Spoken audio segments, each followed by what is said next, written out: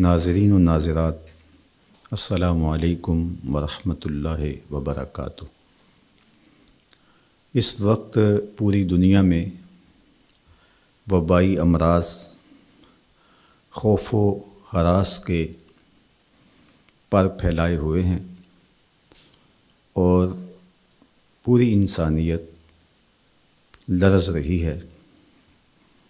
دنیا کے مختلف ممالک میں بہت ساری اموات واقع ہوئیں اور لاکھوں لوگ اس وبائی مرض کا شکار ہوئے۔ زندگی کتنی عزیز ہے اور موت کا خوف انسانی وجود پر کس طرح طاری ہوتا ہے، آج ہم میں سے ہر شخص اس کو محسوس کر رہا ہے۔ پناہ گاہوں کی تلاش ہے اور ہر ممکنہ تدبیر کی جا رہی ہے کہ میری زندگی کا دیا روشن رہے اور میں سلامتی کے ساتھ اس مشکل دور سے گزر جاؤں، میرے اہل میں، میرے دوستوں میں اور میرے اقرباء میں کوئی ایسی خبر مجھے سننے کو نہ ملے جو میرے لیے اذیت کا سبب ہو۔ یقیناً زندگی اللہ کا بہت بڑا انعام ہے اور ہمیں اللہ سے ہمیشہ خیر مانگنے کی، عافیت طلب کرنے کی ترغیب دی گئی ہے۔ میرے اور آپ کے آقا و مولا حضور ختم المرتبت صلی اللہ علیہ وآلہ وسلم نے اپنی امت کو تعلیم دیتے ہوئے ارشاد فرمایا، صلی اللہ العفو والعافیہ، اللہ سے معافی طلب کرو، اللہ سے عافیت طلب کرو۔ کبھی جنگ نہیں مانگنی چاہیے، امن مانگنا چاہیے۔ کبھی بیماری نہیں مانگنی چاہیے، صحت مانگنی چاہیے۔ لیکن اگر بیماری آ جائے تو حوصلے کے ساتھ اللہ کے حضور شفا مانگتے ہوئے صبر کے ساتھ اس وقت کو گزارنے کی تعلیم دی گئی ہے۔ اسی طرح اگر جنگ مسلط کر دی جائے تو استقامت کے ساتھ ڈٹ جانے کی تعلیم ارشاد کی گئی ہے۔ لیکن ہمیشہ اللہ سے عافیت طلب کرنے کا ہی کہا گیا ہے۔ اللہ ہم سب کو اپنی عافیتوں کے سائے میں رکھے۔ ہمارے اوپر جو بیماریاں آتی ہیں، جو مصائب آتے ہیں، جو تکلیفیں آتی ہیں، وہ دو طرح کی ہوتی ہیں۔ ایک تکلیفیں تو وہ ہیں جو ہمارے ان اعمال کا نتیجہ ہوتی ہیں جو ہم شب و روز کرتے ہیں۔ بیماریوں کا آنا ہماری بد پرہیزیوں کا نتیجہ ہے، وقت پہ سونا نہ، معمولات زندگی کا درست نہ ہونا اور آرام کا جو وقت ہمیں میسر ہونا چاہیے کسی وجہ سے وہ حاصل نہ ہو پانا، بر وقت نہ کھانا یا بے تحاشا کھا لینا۔ کوئی شخص نشہ لیتا ہے تو اس کے نتیجے میں وہ بیمار ہوگا۔ اسی طرح دیگر بیماریاں جو ہمیں لاحق ہوتی ہیں وہ ہمارے ہی عمل کا نتیجہ ہوتی ہیں۔ اسی طرح کچھ بیماریاں ہماری کوتاہیوں کا، گناہوں کا نتیجہ ہوتی ہیں۔ تو یہ وبائی امراض ہمارے کیے ہوئے کی سزا ہے۔ اللہ تعالیٰ قرآن مجید میں ایک مقام پہ ارشاد فرماتا ہے، وما اصابکم من مصیبہ فبما کسبت ایدیکم ویعفو عن کثیر۔ جو تمہارے اوپر کوئی مصیبت آتی ہے وہ تمہارے ہاتھوں کی کمائی ہے، تمہاری اپنی کرتوتوں کا نتیجہ ہے، اور اللہ تعالیٰ بہت ساری چیزوں سے درگزر فرماتا ہے۔ یہ اس کی کرم نوازی ہے کہ وہ درگزر فرماتا ہے اور کبھی کبھی گرفت کرتا ہے۔ اگر وہ ہر کوتاہی پر گرفت کرنے لگے تو قرآن مجید میں ایک دوسرے مقام پہ ارشاد فرمایا کہ لوگوں کے ظلم کی وجہ سے، بے جا کاموں کی وجہ سے اللہ اگر گرفت کرنے لگے تو زمین کی چھاتی پر ایک چوپایا بھی زندہ نہ بچ پائے۔ تو اللہ جل شانہ اپنے بندوں کو معاف بھی فرماتا ہے اور ان کی گرفت بھی کرتا ہے۔ پچھلی امتیں جب گناہوں میں مبتلا ہوتی تو ان کو تنبیہات کی جاتی، ان کو سمجھایا جاتا انبیاء علیہم السلام کے ذریعے سے، اور انہیں چھوٹے عذاب کے جھٹکے دے کر کے تنبیہ کی جاتی۔ لیکن جب وہ قومیں نہ سنبھلتی تو اللہ تعالیٰ جل شانہ ان کے اوپر عذاب استیصال نازل کرتا۔ عذاب استیصال یہ ہے کہ وہ قومیں وجود سے مٹا دی جاتی۔ اس امت پر اگرچہ یہ کتنے بڑے جرم ہی کیوں نہ کریں، ان پر عذاب استیصال نہیں آئے گا۔ اللہ کے محبوب صلی اللہ علیہ وآلہ وسلم کا پاکیزہ وجود اور حضور کی رحمت کی تنی ہوئی چادر ہمارے لیے بچاؤ کی ضامن بن جاتی ہے، اور ہم اللہ تعالیٰ کی طرف سے آنے والے عذابوں سے بچ جاتے ہیں۔ کفار مکہ نے باقاعدہ مطالبہ کیا، اے اللہ اگر تیرا یہ رسول سچا ہے فامطر علینا حجارۃ من السماء، تو آسمان سے ہمارے اوپر پتھر نازل کر۔ تو حضور صلی اللہ علیہ وآلہ وسلم کے رب نے کیا جواب دیا؟ وما کان اللہ لیعذبہم وانت فیہم۔ محبوب، اللہ کی یہ شان نہیں ہے کہ تو ان کے اندر رہتا ہو اور میں ان پر عذاب نازل کروں۔ حالانکہ پچھلی امتوں پر عذاب نازل ہوا اور یہ امت خود عذاب مانگ رہی ہے۔ کفار نے عذاب طلب کیا لیکن کہا کہ محبوب تیری وجہ سے میں ان پر عذاب نازل نہیں کروں گا، اگر ان کی رحمت نہ ہو درمیان میں ابھی آگ لگ جائے دونوں جہاں میں۔ تو وہ عذاب استیصال جو قوموں کے وجود کو مٹا دیتا ہے، امت مصطفیہ پر، حضور علیہ السلام کے غلاموں پر وہ کبھی بھی نہیں نازل ہوگا۔ لیکن آزمائشیں، ابتلائیں اور سزائیں ان کو وقفے وقفے سے دی جاتی ہیں تاکہ یہ سنبھل جائیں اور اپنے اعمال کو درست کریں اور اپنا محاسبہ کریں۔ اگر وہ اس کے باوجود بھی نہ سمجھیں تو اللہ تعالیٰ جل شانہ کی سخت ناراضگی کا موجب ہے۔ اہل ایمان پر جو ابتلائیں آتی ہیں، جو آزمائشیں آتی ہیں، اس پر جب وہ صبر کرتے ہیں اور اللہ کی طرف رجوع کرتے ہیں تو ان کو اس کا اجر اور اس کا صلہ دیا جاتا ہے۔ حضور نبی رحمت صلی اللہ علیہ وآلہ وسلم نے ارشاد فرمایا کہ مومن کے پاؤں میں کانٹا بھی چبھتا ہے تو وہ بھی اس کے گناہوں کا کفارہ بنتا ہے، وہ بھی اس کے لیے بہتری کا ضامن بن جاتا ہے۔ تو جو وبائیں آتی ہیں، تکلیفیں آتی ہیں، تو وہ اس کے لیے بہتری کی ضامن ہوتی ہیں۔ اسی لیے تو وباؤں سے جو اللہ پر یقین رکھتے ہوئے انتقال کرتے ہیں وہ شہید کے زمرے میں آتے ہیں۔ کتنا بڑا درجہ ہے شہادت کا، لیکن ان کو یہ نصیب ہوتا ہے۔ وہ اپنے آپ کا محاسبہ کرتے ہیں۔ کیسے ہمیں پتہ چلے کہ جو مصیبت ہمارے اوپر آئی ہے وہ سزا ہے یا ابتلا ہے؟ تو علماء نے کہا کہ جو وبا، جو مصیبت، جو تکلیف تمہیں پہنچتی ہے اس پر اگر تمہیں اللہ کی طرف رجوع نصیب ہوتا ہے تو وہ ابتلا ہے، اس سے تمہارے درجے بلند ہوں گے، تمہارے گناہ مٹیں گے۔ اور اگر ان آزمائشوں، ان امتحانات اور ان وباؤں کے باوجود بھی تمہارا اللہ کی طرف رجوع نہیں ہوتا اور تم اسی طرح اپنی زندگی کو گزارتے ہو جس طرح اس سے قبل گزارتے ہو، تو وہ تمہارے لیے سزا ہے۔ تو مجھے اور آپ کو اس موقع پر دیکھنا ہوگا کہ ہم کس مرحلے سے گزر رہے ہیں، ہماری کیفیت باطن کیا ہے۔ کیا یہ خوف و ہراس کا عالم اور یہ وبائی امراض اور اس وقت پوری دنیا کے اوپر جو کیفیت ہے وہ ہمارے لیے اللہ کی قربت کا سبب بن رہی ہے، رجوع اللہ کا ذریعہ بن رہی ہے، توبہ و استغفار کا سبب بن رہی ہے؟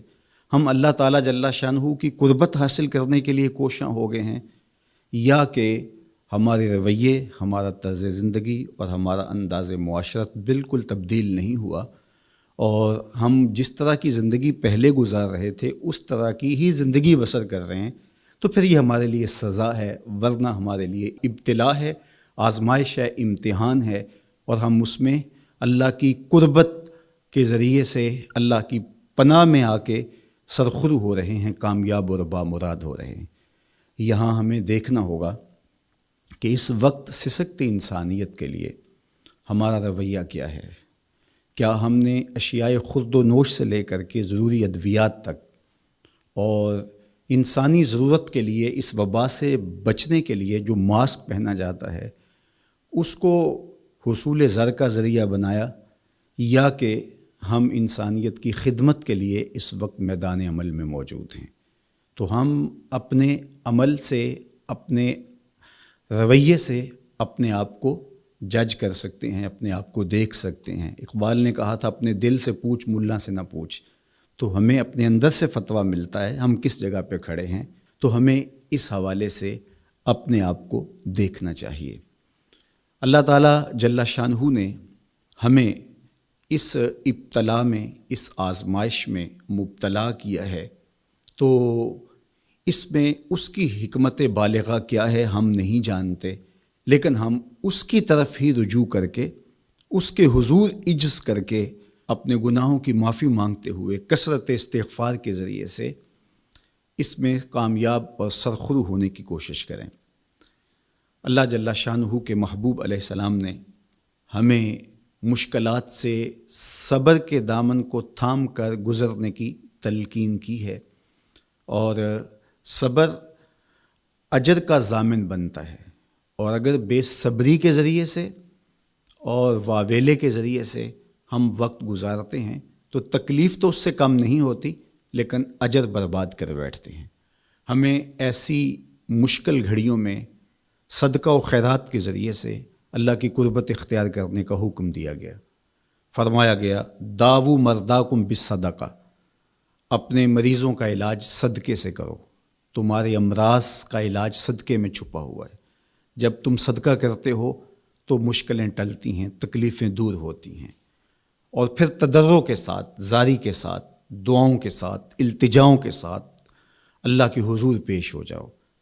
تم امتحان گاہ میں کھڑے ہو، وَاسْتَقْبِلُوا امواج البلا بالدعاء والتضرع، فرمایا کہ بلاؤں اور آزمائشوں کی موجیں جب تمہاری طرف بڑھ رہی ہوں تو تم تضرع اور زاری کے ساتھ اللہ کی مدد اور اللہ کی پناہ لے لو، اور جب تم اس کی پناہ میں آ جاؤ گے تو پھر تکلیفیں تمہارا کچھ نہیں بگاڑ سکتی، تمہارے درجے بلند ہوں گے، اور تمہاری خطاؤں سے اللہ درگزر فرمائے گا، اور تمہارے لیے راحتوں کے، کرم نوازیوں کے در کشادہ ہوں گے۔ اللہ جل شانہ کی بارگاہ میں ہم دعا بھی کریں، کثرت کے ساتھ استغفار بھی طلب کریں، چونکہ استغفار ہمارے لیے تریاق کا درجہ رکھتا ہے، بالخصوص جب ہم ان حالات میں ہیں۔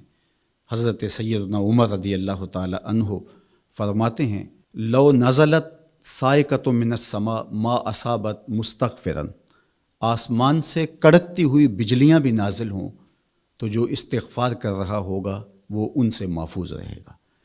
تو استغفار کرنے والا اللہ جل شانہ کی پناہ میں آ جاتا ہے، اس کی حفاظت کے حصار میں آ جاتا ہے۔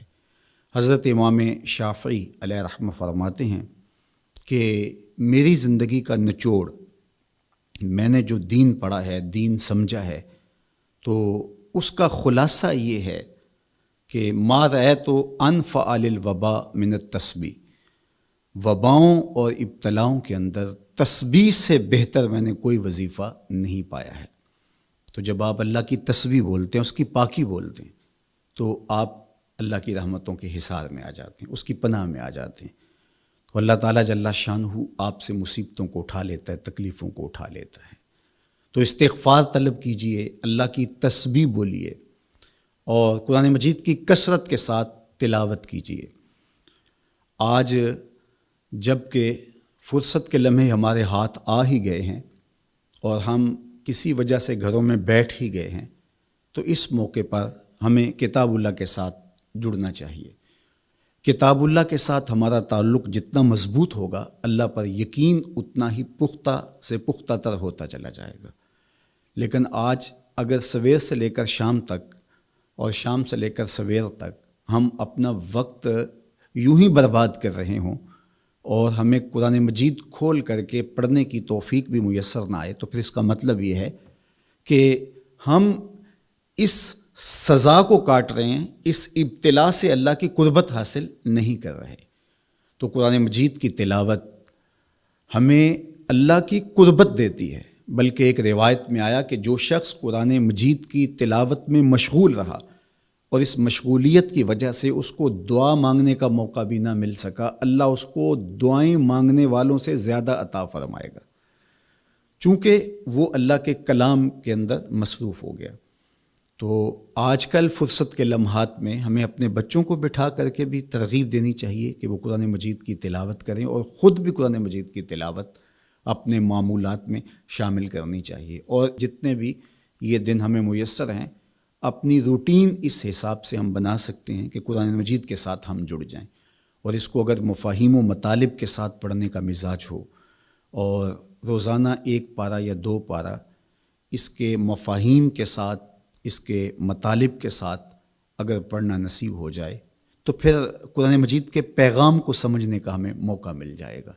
چونکہ یہ کتاب ہمارے آقا و مولا حضور ختم المرتبت صلی اللہ علیہ وآلہ وسلم کی وساطت سے ہمارے نام، ہمارے رب کا پیغام ہے، سندیسہ ہے ہمارے رب کا۔ ہمارے رب نے ہمیں کیا کہا ہے ہمیں سمجھنا چاہیے۔ دنیا کے کسی ایسے ملک سے میرے اور آپ کے نام کوئی خط ہو اور اس زبان میں ہو جو زبان میں نہیں جانتا، تو اتنی دیر تک میں چین سے نہیں بیٹھتا، آپ چین سے نہیں بیٹھتے جب تک اس کے مندرجات معلوم نہیں کر لیتے، اس میں خوشی کی خبر ہے یا کوئی غم کا قصہ ہے، یہ خط میرے نام کیا پیغام لے کر آیا ہے۔ تو صاحب یہ قرآن حضور کی معرفت، ہمارے نام، ہمارے رب کا خط ہے۔ تو ہمیں دیکھنا ہوگا کہ اس کتاب نے ہمیں کیا پیغام دیا ہے، اس کتاب کا حکم نامہ ہمارے نام کیا ہے، اور پھر ہم اس کتاب کو اپنی زندگی میں اتار کر کے اپنے شب و روز کے اندر شامل کر کے اس کی تعلیمات کو ایک پاکیزہ اور ستھرے مسلمان بن کے ابھر سکتے ہیں۔ تو اس موقع سے بھرپور فائدہ ہمیں حاصل کرنا چاہیے، اس کی تلاوت بھی کریں۔ خالی تلاوت بھی قرآن مجید کی تمہیں محرومیوں سے نکالے گی۔ حضرت اقبال علیہ الرحمہ نے اپنے ایک دوست کو خط لکھا کہ قرآن مجید اگر مفاہیم و مطالب کے ساتھ تمہیں نہیں بھی پڑھنا آتا تو پھر بھی اس کی تلاوت کو معمول زندگی بناؤ، اس لیے کہ ناظرہ قرآن پڑھنے سے بھی قلب کا تعلق حضور کے قلب اطہر سے جڑتا ہے، حضور سے قربت نصیب ہوتی ہے اس کتاب کے پڑھنے سے، اس کی تلاوت کرنے سے، چونکہ یہ حضور کے قلب اطہر پہ نازل ہوا ہے، حضور کے سینہ اقدس پہ نازل ہوا ہے، تو اس سے تعلق حضور کے قلب اطہر کے ساتھ جڑنا ہے۔ اور ہمیں فرمایا گیا کہ راتوں کی تنہائیوں میں اٹھ اٹھ کے قرآن پڑھا کرو اور قرآن پڑھتے ہوئے رویا کرو، اور یہ بھی فرمایا گیا فَإِلَّمْ تَبْكُوا فَتَبَاكُوا، اور اگر رونا نہ آئے تو رونے کی کوشش کیا کرو، تکلف کے ساتھ اپنے اوپر وہ کیفیت طاری کرو کہ تمہاری آنکھیں آنسوؤں کا خراج دیں اس قرآن کو پڑھتے ہوئے۔ کیا یہ تصور تھوڑا ہے کہ جب تم قرآن پڑھ رہے ہو تو اس خیال میں ہو کہ میں اپنے رب کا کلام پڑھ رہا ہوں؟ فرمایا تمہارا رب سے ہم کلام ہونے کو جی چاہے تو قرآن کھول کے بیٹھ جاؤ، یہ رب سے ہم کلام ہونا ہے۔ حضرت داتا گنج بخش علی حجویری علیہ الرحمہ سے ایک مرید نے کہا حضرت اگر رونے کی کوشش کریں تو پھر بھی رونا نہ آئے تو فرمایا پھر اپنے مقدر پہ رویا کرو، تم اتنے سنگ دل ہو گئے ہو کہ تم رونا بھی چاہتے ہو لیکن تمہاری آنکھیں آنسوں کا خراج نہیں دیتی۔ تو اس کتاب کے ساتھ جڑ کے، اس کتاب کے ساتھ وابستہ ہو کے، اس کے ساتھ تعلق خاطر قائم کر کے اپنی زندگی کو سنوارا جا سکتا ہے۔ یہ کتاب زندگی ہے، یہ نسخہ حیات ہے، نسخہ کیمیا ہے۔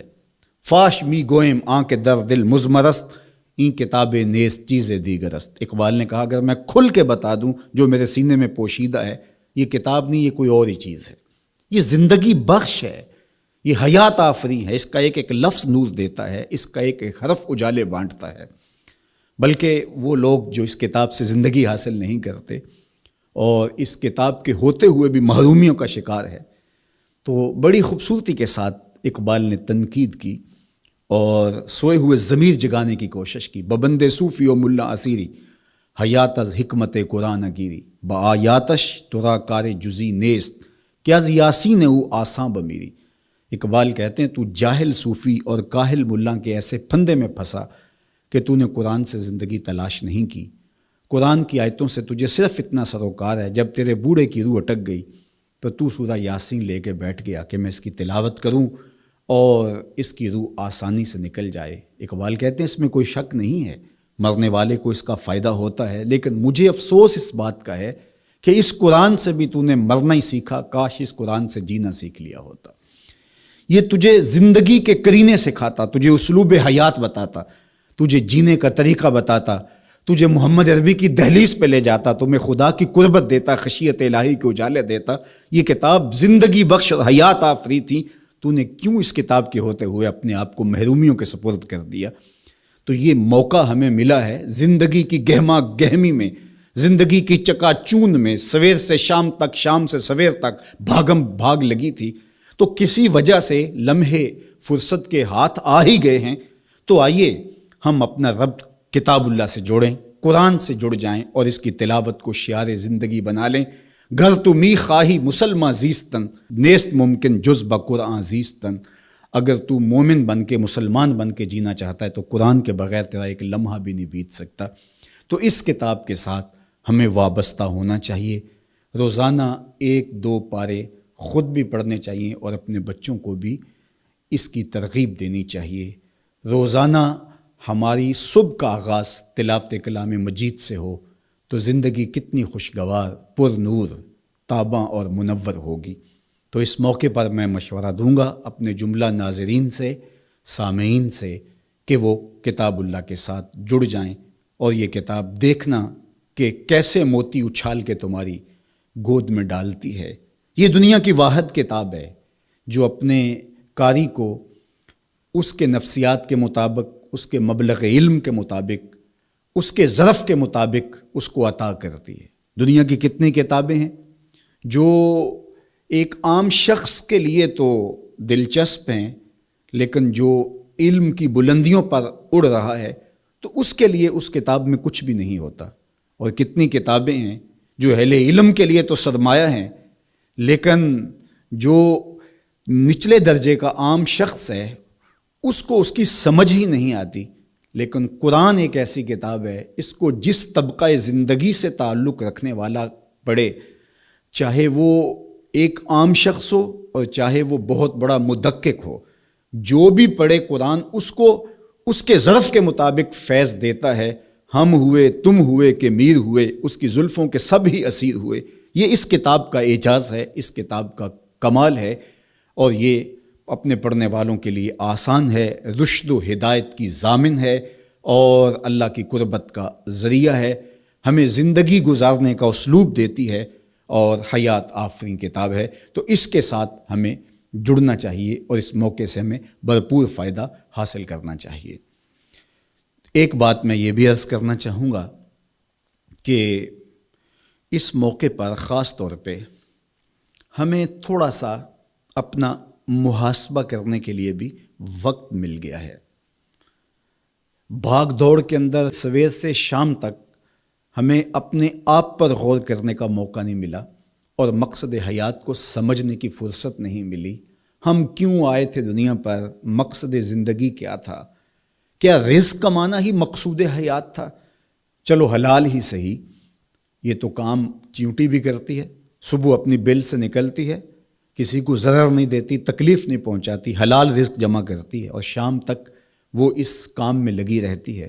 موسم برسات کے لیے بھی جمع کرتی ہے، اپنے بچوں کے لیے بھی ضرورت پوری کرتی ہے، کسی کو تکلیف بھی نہیں پہنچاتی. اگر یہی وظیفہ حضرت انسان کا ہے تو پھر انسان میں اور حیوانات میں، بہائم، وحوش، طیور میں فرق کیا ہوا؟ یہ اشرف المخلوقات پھر کس بات پہ ہوا؟ تو کیا یہ انسان کے لیے باعث شرف ہے؟ نہیں، انسان کے لیے شرف کا سبب کوئی اور ہے. اس نے اپنے مقصد کو سمجھنا تھا، آنے کے مقصود کو جاننا تھا، اور جو اپنے مقصود زندگی کو ہی نہیں سمجھ پایا تو قرآن نے ایک مقام پہ ارشاد فرمایا، من کان فی ھذہ اعمی فہو فی الآخرۃ اعمی. جو اس دنیا میں اندھا رہا کل قیامت کے دن بھی نابینا اٹھایا جائے گا۔ اس سے ان آنکھوں کی بے نوری مراد نہیں ہے، وہ تو حدیث پاک میں آتا ہے جو آنکھوں سے آزمایا گیا، ان دو محبوب چیزوں سے آزمایا گیا، تو اس کو اللہ تعالیٰ اس کے بدلے میں قیامت کے دن اجر دے گا، صلہ دے گا۔ دنیا کے اوپر اگر کسی کو بینائی نہیں دی گئی تو کتنی بڑی آزمائش ہے، جہاں اندھیرا ہے، کائنات کی رنگینیاں، خوبصورتیاں، کائنات کا جمال، یہ کیا کچھ ہے کائنات کے اندر، لیکن وہ کچھ نہیں دیکھ پایا۔ اب وہ ایک عجیب اذیت سے تو گزرتا ہے لمحہ لمحہ، تو اس کا صلہ اس کو اس کے بدلے میں آخرت میں دیا جائے گا۔ تو یہ نہیں کہ دنیا کے اوپر نابینا تھا کوئی، ان ظاہری آنکھوں میں روشنی نہیں تھی، تو قیامت کے دن بھی نابینا اٹھایا جائے، اس کا کیا قصور؟ اس سے مراد دل کا نابینا ہونا ہے، جو اس دنیا میں اندھا رہا، جس کے دل نے اللہ کی معرفت کا نور نہ پایا، جو مقصد زندگی نہ سمجھ پایا، جو مقصد زیست نہ سمجھ پایا، میں دنیا پہ آیا کیوں تھا۔ وہ کیا خوب کہا تھا اکبر الہآبادی نے، کیا بتائیں احباب کیا کار نمایاں کر گئے، بی اے کیا، نوکر ہوئے، پینشن ملی اور مر گئے۔ زندگی کا یہ مقصد تو نہیں ہے۔ تو زندگی کسی کام کے لیے، ہم اللہ کی معرفت حاصل کریں، اپنی زندگی کے مقصود اور مدعا کو سمجھیں کہ ہم کیوں تخلیق کیے گئے اور ہمیں فہم و فراست اور عقل و خرد سے کیوں نوازا گیا۔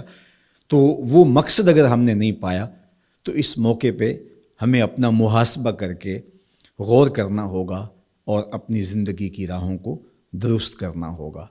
اللہ کے حضور رجوع کریں، سچی توبہ کریں۔ آج یہ تھوڑے سے حالات دیگر گوں ہوئے اور موت آنکھوں کے سامنے رقص کرتی ہوئی نظر آئی۔ ابھی تو ہم نے سوشل میڈیا پہ مختلف لوگوں کی موت کے رقص کو دیکھا، ہم نے الیکٹرانک میڈیا کے اوپر مختلف ممالک کی خبریں دیکھیں اور دل لرزنے لگے۔ اور جب اپنی آنکھوں کے سامنے ان لوگوں نے یہ مناظر دیکھے ہوں گے تو کیا عالم ان کا ہوگا اور کیا کیفیت ان پر بیتی ہوگی، اور کس کرب سے، کس اذیت سے وہ گزرے ہوں گے۔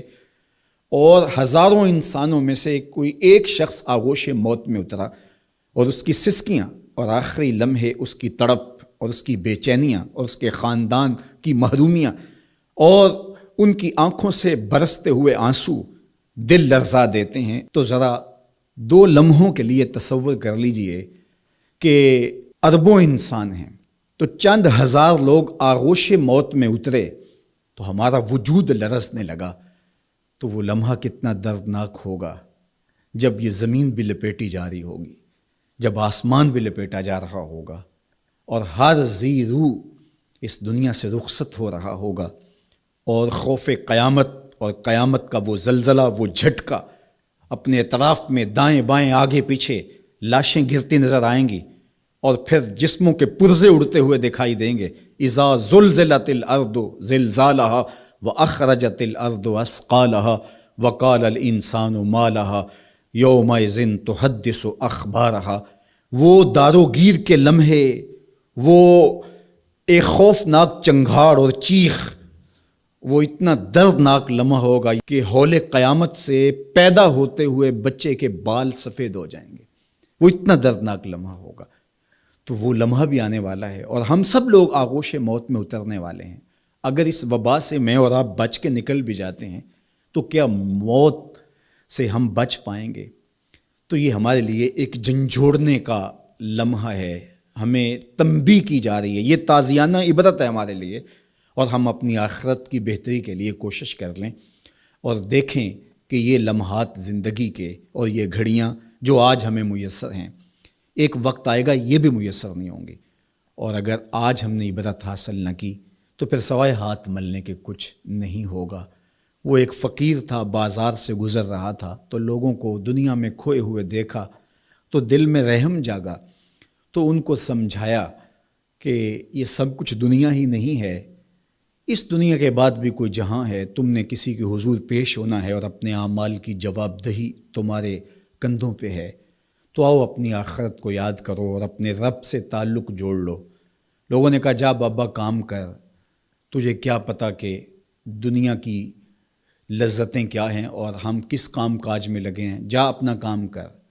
وہ شخص دل برداشتہ ہو گیا، وہاں کھڑا ہو کے آنسو بہانے لگا۔ کوئی شخص گزرتا ہوا رکا تو اس نے ایک شخص کو روتے ہوئے دیکھا تو رک کے کہنے لگا کہ کسی نے تجھے تنگ کیا ہے، کسی نے تیرے اوپر کوئی زیادتی کی ہے، تم کیوں رو رہے؟ اس نے کہا کسی نے کوئی زیادتی نہیں کی، بس ان کے رویے نے رلا دیا۔ کہا کیا ہوا؟ کہا گزر رہا تھا، ان کو دنیا میں کھوئے ہوئے دیکھا، دل میں خیال جاگا کہ ان بندوں کی اور رب کی صلح نہ کروا دوں۔ تو کہا پھر کیا بنا؟ کہا وہ تو مان گیا تھا، یہی نہیں مانے۔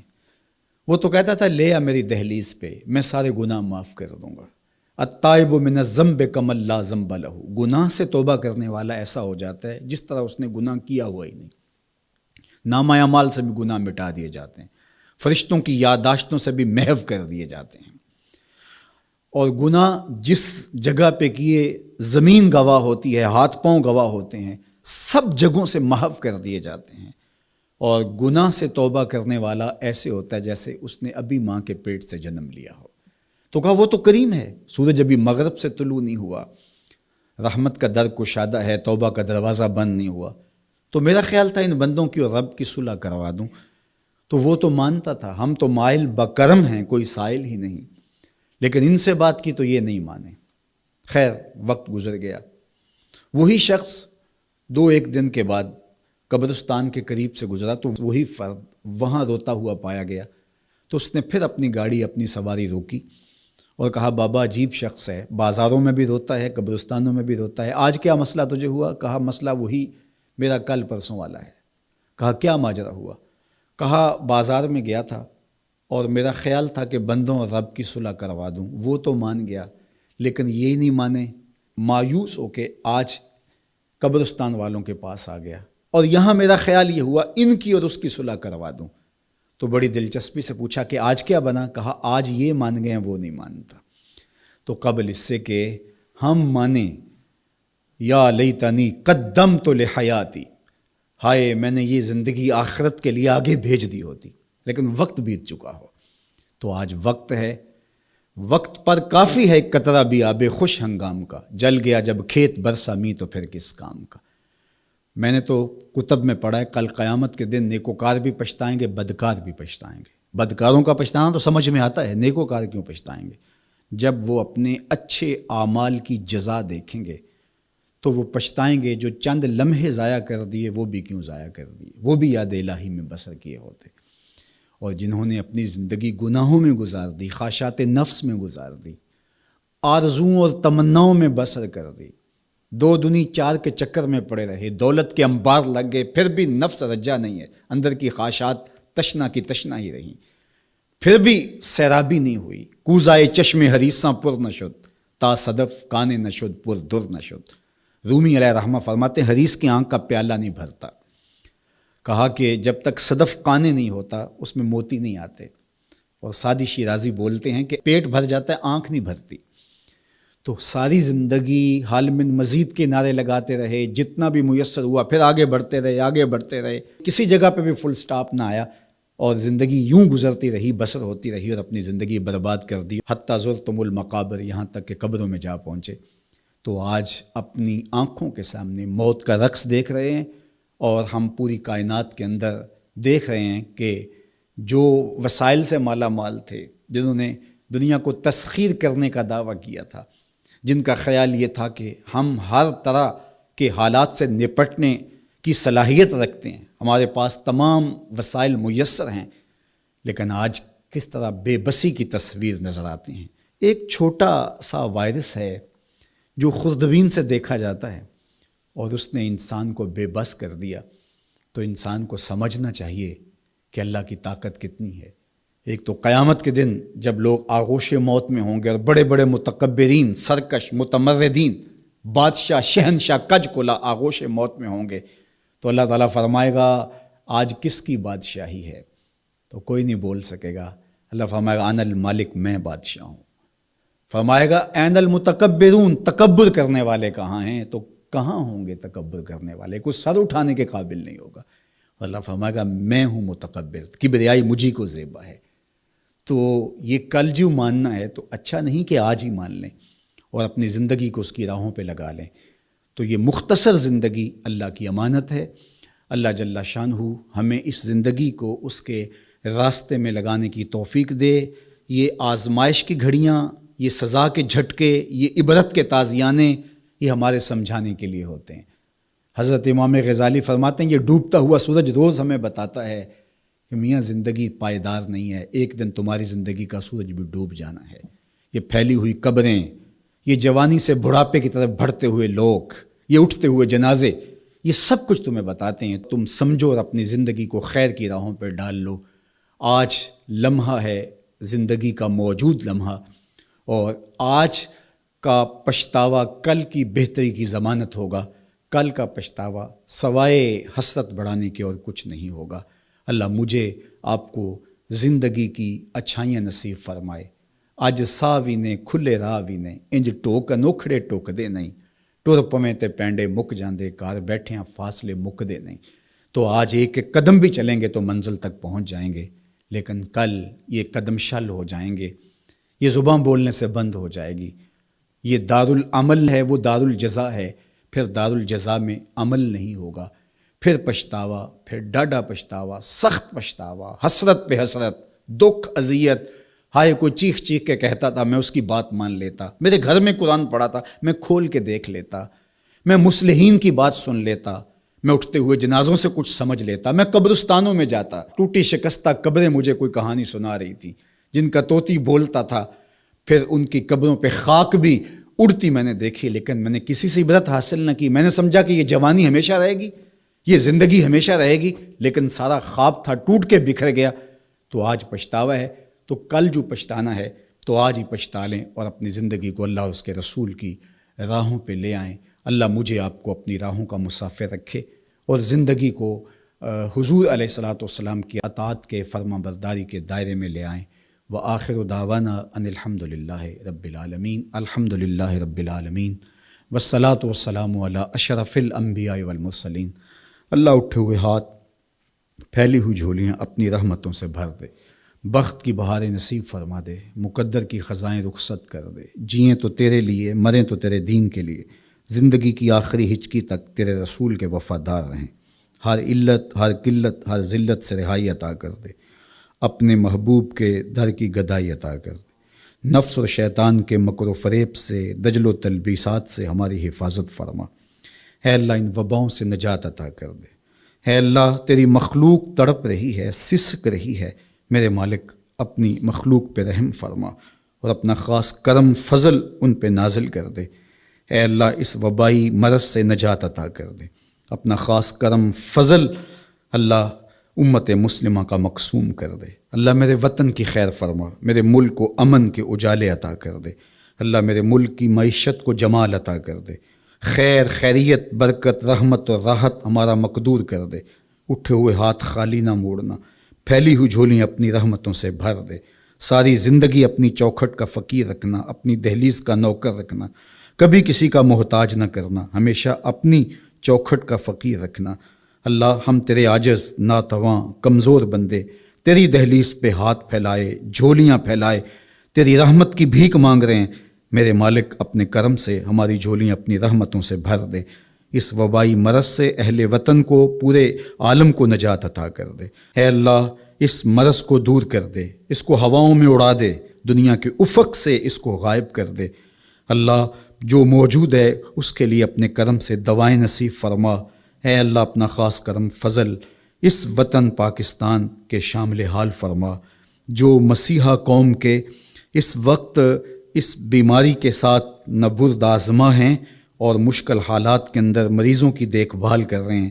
اللہ ان ڈاکٹرز کو حفاظتوں کے حصار میں رکھنا۔